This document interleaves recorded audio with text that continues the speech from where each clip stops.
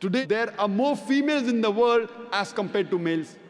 In some third world countries like India, where I come from, the female population is less than the male population. And the reason is because of female infanticide and female feticide. There's a program by the name Let Her Die, under the banner Assignment.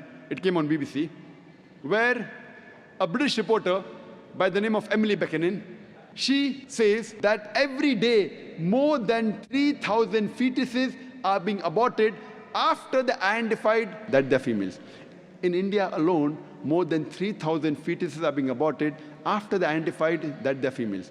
If you multiply this number by 365, the number of days in a year, we get a figure of more than 1 million fetuses are being aborted every year in India after they identified that they're females.